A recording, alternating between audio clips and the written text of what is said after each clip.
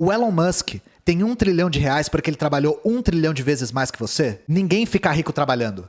As pessoas ficam ricas explorando os outros. Não tem como a pessoa acumular bilhões em recurso com o próprio trabalho. Isso é impossível. Só existe o conceito de bilionário em uma sociedade na qual existe o conceito de exploração. Então, por demanda popular, eu vou gravar um videozinho recomendando alguns textos do Marx para quem nunca leu Marx. O primeiro texto que eu vou recomendar, na verdade, é um texto do Lenin, que é um texto chamado As Três Fontes e as Três Partes Constitutivas do Marxismo, que é um texto de 1913, é um texto super curto, no qual Lenin apresenta alguns textos do Marx e divide o marxismo em 3 partes. Uma parte política, uma parte econômica e uma parte filosófica. A parte política resumida no socialismo científico, a parte econômica na crítica da economia política e a parte filosófica no materialismo histórico dialético. Então esse texto é uma excelente introdução para quem nunca teve contato com Marx. Mas aí, falando do próprio Marx, o primeiro texto que é obrigatório é o Manifesto Comunista. Ah, Ian, mas eu já li, lê de novo. Ah, mas eu sou liberal, tem que ler. Ah, mas eu sou ANCAP, tem que ler, tá? O Manifesto Comunista é o documento político mais importante da história. É obrigatório. Mas eu vou indicar outros 2 textos. E são textos, não são livros. O primeiro é do pilar filosófico, que é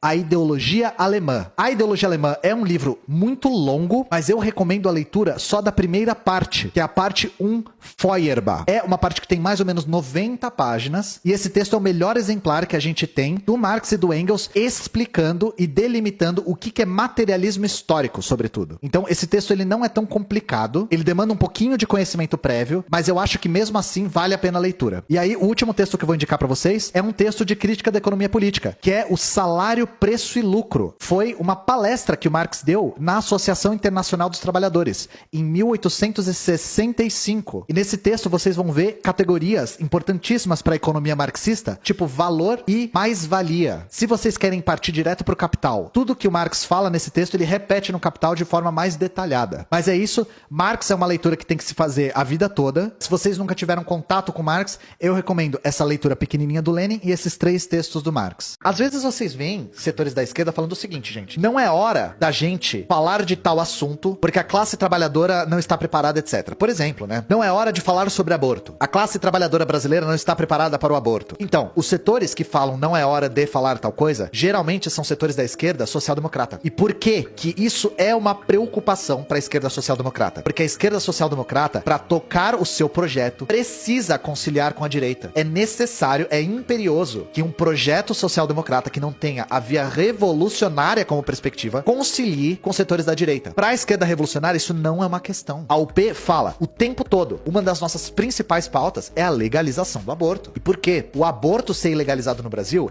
é uma tremenda de uma hipocrisia e ele é uma punição só pra quem é pobre. Eu realmente acredito que setores da direita, principalmente da extrema direita ligada a fundamentalismo cristão, usam a ilegalidade do aborto como punição por comportamento sexual feminino. Como se a gravidez fosse uma punição necessária pro comportamento subversivo sexual de uma mulher. Pra mim, isso é uma das coisas basilares pra ilegalidade do aborto. Pra além do debate de quando a concepção acontece. Isso tem que estar no cerne da questão. Em todos os momentos da história, a classe trabalhadora vai se organizar.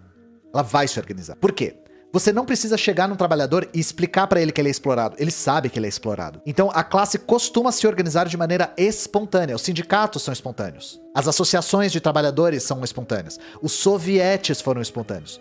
Só que, qual que é o argumento do Lenin? Isso tem um limite. Isso tem um limite. A classe, ela consegue ver que ela é explorada. Só que ela não consegue ver pelo quê? Por quê? O capitalismo é uma estrutura. Você não consegue chegar pro trabalhador e apontar e falar: o capitalismo mora ali, ó. O capitalismo é uma abstração. Ele é uma síntese. Enquanto a classe trabalhadora não perceber que ela está numa coisa chamada capitalismo, a sua emancipação fica impedida. E a luta se resume, segundo Lenin, só em pautas econômicas. Melhoria de salário, melhoria de condição de trabalho, redução de jornada de trabalho, mais direitos de trabalho, mas nunca a transformação do sistema capitalista. Porque a classe, ela tá sendo explorada e ela não consegue enxergar essa dinâmica. Não porque ela é burra,